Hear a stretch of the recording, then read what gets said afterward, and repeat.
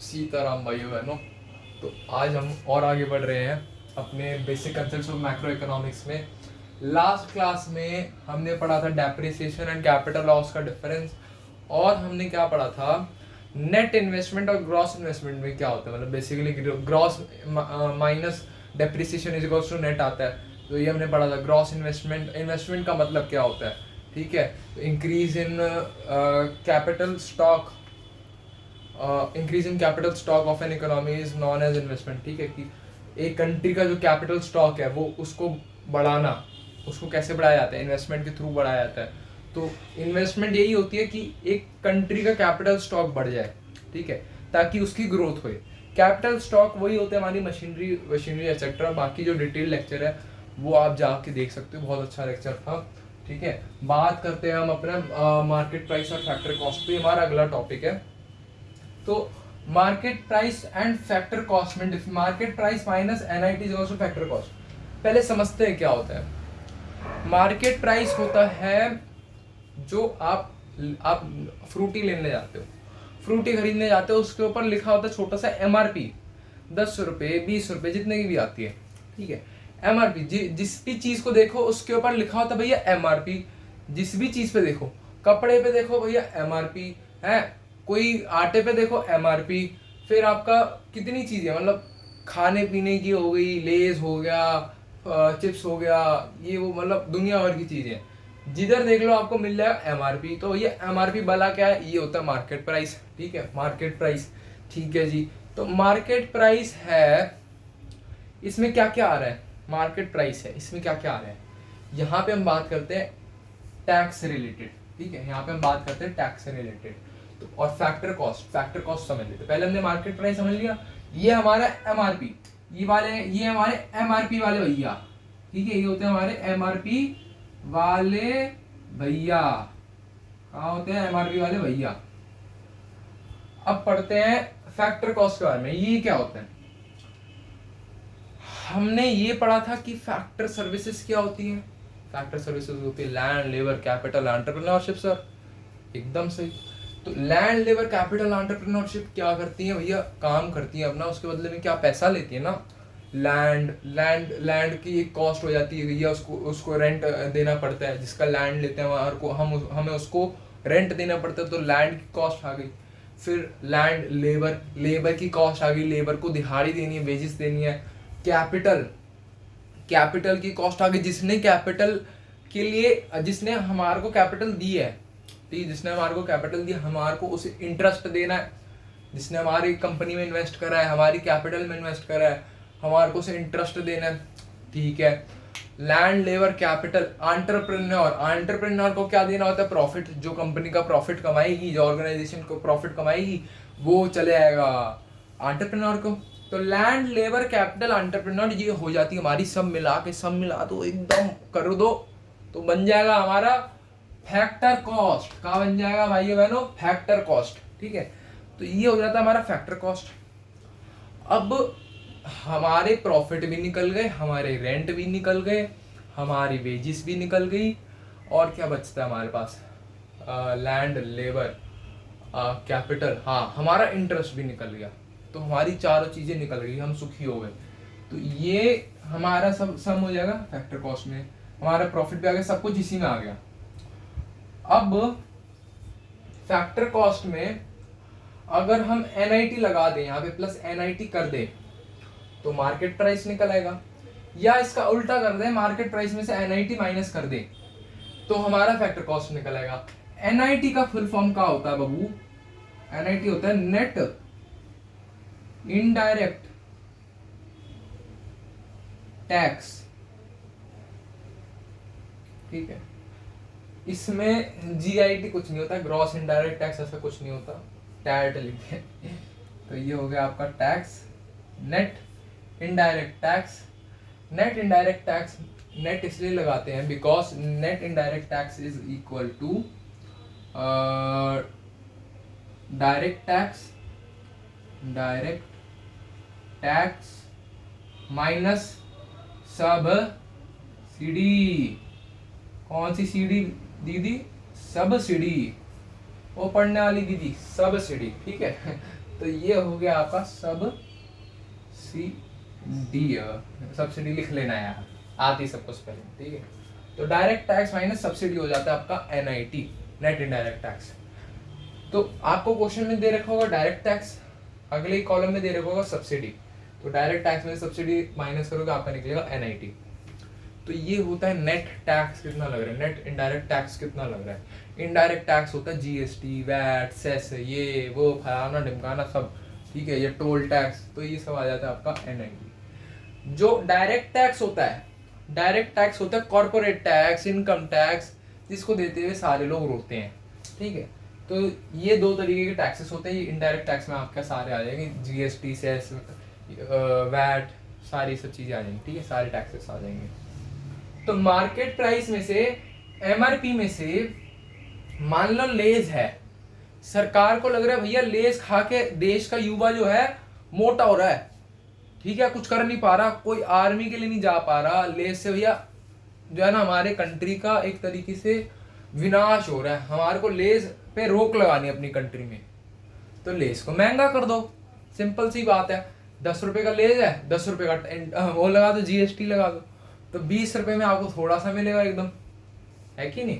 तो यहाँ पे ये टैक्स का चक्कर है, ये जो है जीएसटी सारा इसमें आ जाता है।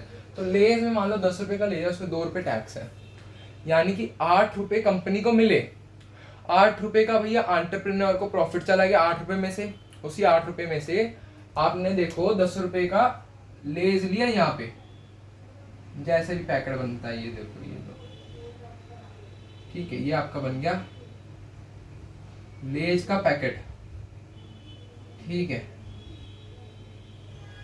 ये आपका बन गया लेज। कितने का है? 10 रुपए का। इसमें से मान लो 2 रुपए है, 2 रुपए गया एनआईटी में, यानी कि नेट इनडायरेक्ट टैक्स में, ठीक है, 2 रुपए का लग गया जीएसटी, बचा कितना? 8 रुपए, ₹8। 8 रुपए में क्या क्या जाएगा? 8 रुपए में 2 रुपए प्रॉफिट जाएगा, ठीक है, प्रॉफिट होगा ये, ठीक है, 2 रुपए की लेबर लगेगी, ठीक है, 2 रुपए की लेबर लगेगी, 2 रुपए लेबर को जाएगा, 2 रुपए का रेंट लगेगा, जहां पे भैया कोई जमीन पे ही तो बन रहा होगा ना लेस, जमीन पे तो तल रहे होंगे ना, कोई स्पेस पे जाके थोड़ी लेस को तल रहे होंगे, तो जमीन पे ही तल रहे होंगे, इसलिए उसका लगेगा रेंट। तो 2 रुपए का रेंट हो गया, ये आपका वेज हो गया लेबर का, ठीक है, लेबर का हो जाता है वेज। तो 2 रुपए का हो गया आपका रेंट, ठीक है। उसके बाद किसी ने इसमें कैपिटल लगाई भी होगी, लेज वालों को फंडिंग करी होगी किसी ने, तो उसकी कैपिटल पे हमारे को देना होगा 2 रुपए इंटरेस्ट, ठीक है। तो ऐसे आपका 8 रुपए बढ़ जाएगा, ठीक है। तो ये सारी जो है ना, ये 8 रुपए हो गया आपका फैक्टर कॉस्ट, ये हो गया फैक्टर कॉस्ट।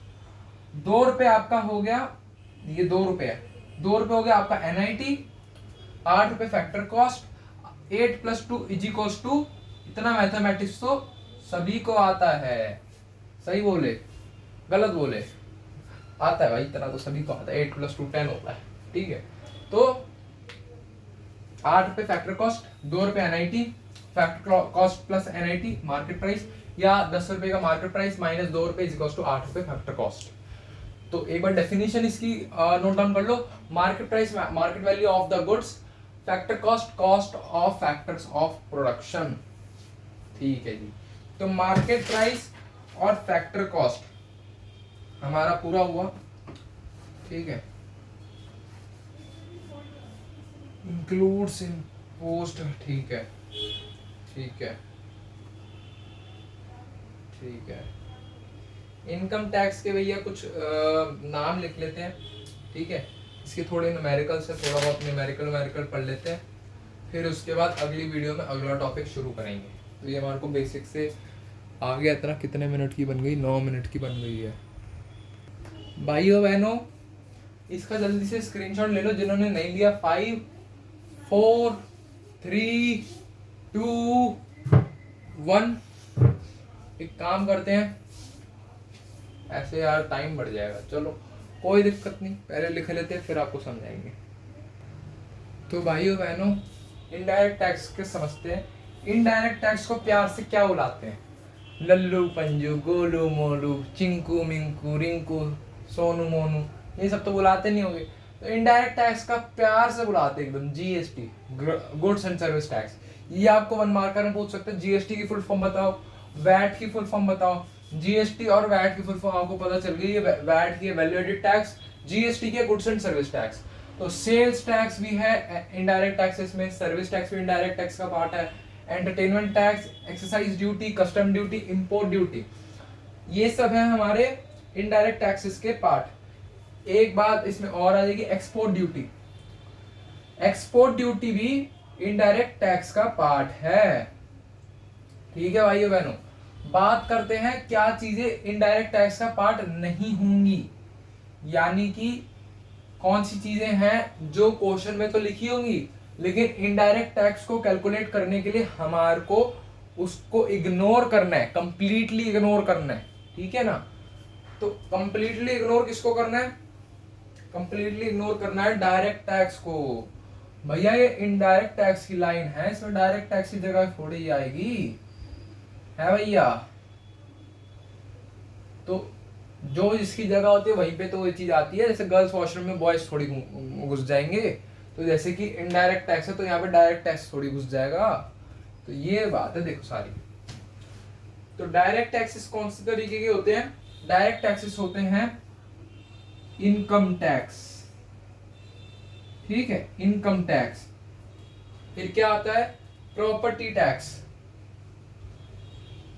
Property tax. फिर क्या आता है? वेल्थ टैक्स, वेल्थ टैक्स, कि भैया इतना करोड़ रुपया कमा लिए तुम, तो इतना टैक्स दो सरकार को। ठीक है, तो वेल्थ टैक्स। और क्या आ जाएगा? Capital gain tax, death duty, ये क्या लिखा है? पता नहीं कौन सी ड्यूटी लिखी हुई है। Wealth tax. ठीक है, और आ जाएगा कैपिटल टैक्स। तो ये हो जाएगा ऐसे टैक्स जो डायरेक्टली आपके ऊपर लगते हैं।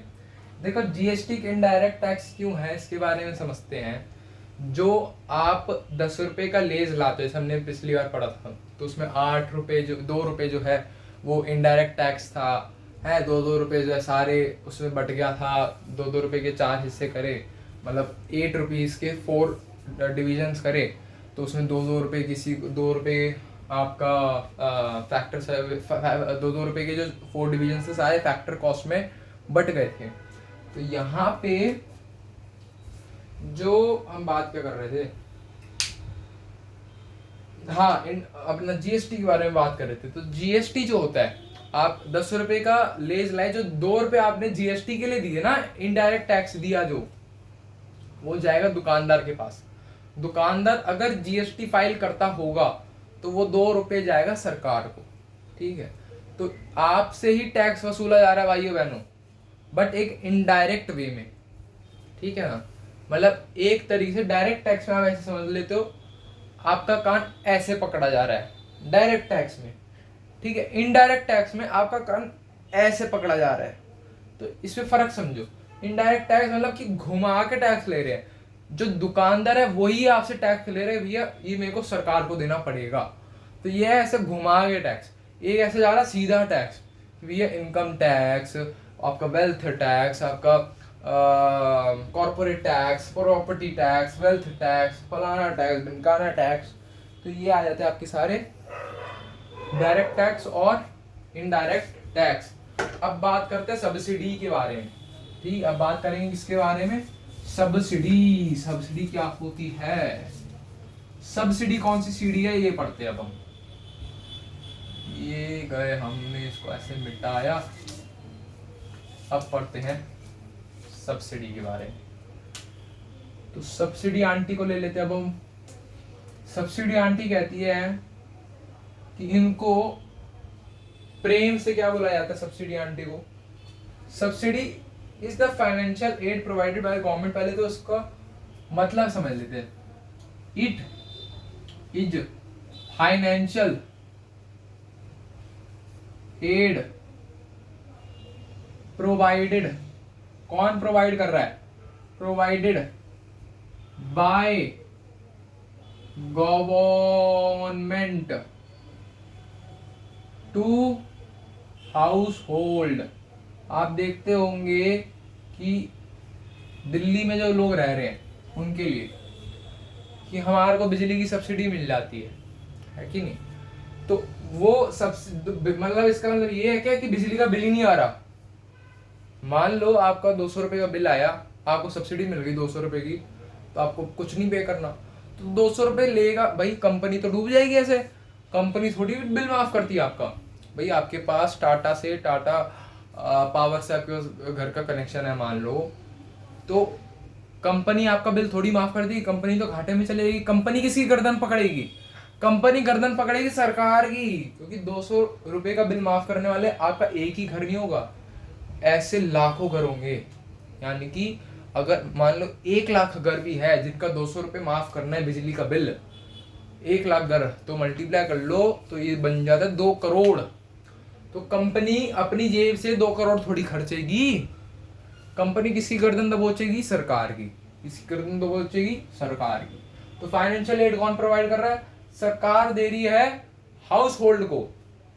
सरकार कह रही है भैया तुमसे जो टैक्स वसूला है ये लो तुम पे वापस, ठीक है? तो ऐसे होता है हमारा सब्सिडी का सिस्टम। अच्छा, सब्सिडी को प्यार से क्या बुलाते हैं? इसके पेट नेम्स क्या है? ठीक है, पेट नेम्स सब्सिडी की: फाइनेंशियल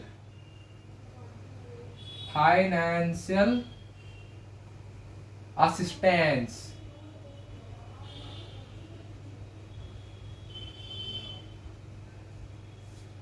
ठीक है। एक जो है सरदार जी थे, तो उनका नाम था सरबजीत, ठीक है? तो हमने कहा भैया तुम्हारा पेट नेम क्या है, घर में क्या बुलाते? तो कहते मिंकू। कहता मिंकू बुलाते मेरे को, मिंकू। तो ये होते हैं पेट नेम्स। अगर किसी को पेट नेम्स नहीं पता हो उनके लिए बताता हूँ, जो आपको घर में प्यार से बुलाया जाता है। सब्सिडी को प्यार से बुलाया जाता है फाइनेंशियल असिस्टेंस, और क्या बुलाया जाता है? Economic assistance. इकोनॉमिक असिस्टेंस मतलब कि आपकी आर्थिक रूप से मदद कर देना, इसको कह देते हैं सब्सिडी, ठीक है जी? इसको बोलते हैं सब्सिडी। नोट डाउन कर लो जल्दी से। फिर आगे इसका भैया न्यूमेरिकल पढ़ते हैं, छोटा सा न्यूमेरिकल है, एंड उसके बाद अपनी क्लास हम टाटा बाय बाय करते हैं एक दूसरे को, फिर अगली वीडियो में मिलेंगे सब, ठीक है? 3, 2, 1 done done done done done तारा।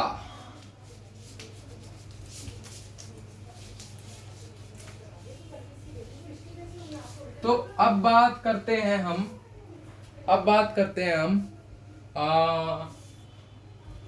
क्या बात कर रहे थे हम? सब्सिडी के बारे में कर रहे थे, हाँ, न्यूमेरिकल क्वेश्चन थी। तो इनडायरेक्ट टैक्स, एक सेकंड यहाँ पे मिटा नहीं अच्छे से। तो इनडायरेक्ट टैक्स के बारे में करते हैं। हाँ, एक कॉलम बना लो भाइयों बहनों, इनडायरेक्ट टैक्स, ठीक है? एक कॉलम बना लो सब्सिडी का, एक कॉलम बना लो सब्सिडी का, एक कॉलम बना लो निट का, NIT का, नेट इनडायरेक्ट टैक्स। बताओ, साइंस में थे तो नेशनल इंस्टीट्यूट ऑफ टेक्नोलॉजी में जाने के ख्वाब देखते थे, कॉमर्स में आ गए तो नेट इनडायरेक्ट टैक्स पढ़ना पड़ रहा है। देख रहे हो परिवर्तन, देख रहे हो? ऐसे कई बच्चे होंगे शायद। तो ऐसे तो मेरे को ऐसा कोई मिला नहीं, बट ठीक है। तो साइंस में थे तो नेशनल इंस्टीट्यूट ऑफ टेक्नोलॉजी देखते थे सपने, इसमें जाएंगे, IIT में जाएंगे। बट अब क्या पढ़ रहा है? Net indirect tax. Indirect tax पढ़ते क्या होता है? मान लो इनडायरेक्ट टैक्स से आपका 100 रुपए, सब्सिडी सरकार ने दे दी 40 रुपए, नेट इनडायरेक्ट टैक्स बन जाएगा 60 रुपए। इसका फॉर्मूला याद रख लेना बाबू, इनडायरेक्ट टैक्स माइनस सब्सिडी, ठीक है? तो इनडायरेक्ट टैक्स माइनस सब्सिडी। अच्छा, इनडायरेक्ट टैक्स लग गया 30 रुपए, सब्सिडी मिल गई 30 रुपए, 30 रुपए का टैक्स लगा, सब्सिडी भी 30 रुपए की होगी। तो नेट इनडायरेक्ट टैक्स जो आपको पे करना है वो है अंडा यानी कि 0। ठीक है, अगर 200 रुपए का इनडायरेक्ट टैक्स है या 300 रुपए का इनडायरेक्ट टैक्स, सब्सिडी भाई छप्पड़ फाड़ के दे दी एकदम। सरकार जो है ना एकदम उस चीज को बेचना चाहती है, जैसे खादी क्लोथ्स हो गए है ना, खादी क्लोथ्स सरकार ऐसे दिल लगा के बेचना चाहती है। तो इसमें उसने सब्सिडी दे दी 1000 रुपए की, मतलब 300 रुपए का आपसे लेगी जीएसटी और 1000 रुपए की सब्सिडी खुली। तो आपको मिलेगा यानी कि आपको छूट मिलेगी कितने की छूट मिलेगी? 1000 मतलब 300 माइनस 1000, तो 300 माइनस 1000 इक्वल्स टू कितना होता है? -700, मतलब कि 700 रुपए की छूट मिलेगी। और देखते हैं, कॉलम बना लेना भाइयों बहनों, कॉलम बना लेना, कॉलम बड़ी जरूरी चीज है, मिक्स हो जाएगा वरना सारा। ठीक है, तो ये ऐसे कॉलम बना लिया करो। मान लो ये है 0 रुपए और सब्सिडी दे दी 50 रुपए की, तो आपको फिर भी जो है -50 NIT आपका बन जाएगा, यानी कि आपको सब्सिडी मिल रही है, आपको पैसा 50 रुपए कम हो रहा है। और एक तरीके का होता है कुछ, अच्छा जी, मान लो ऐसी टेबल आपको गिवन है, आपको जो है क्या दिया होगा,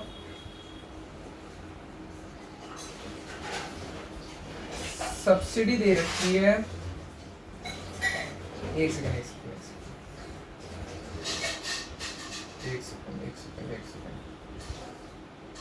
मान लो क्वेश्चन में ऐसा दे रखा है, क्वेश्चन में दे रखा है कि इनडायरेक्ट टैक्स है 100 रुपए, ठीक है, सब्सिडी दे रखी है 50 रुपए, बट नेट इनडायरेक्ट टैक्स भी दे रखा है यहाँ पे।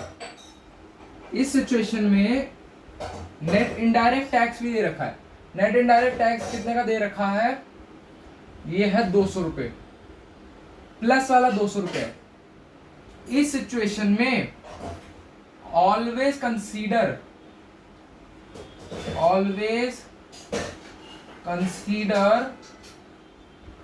टेकिंग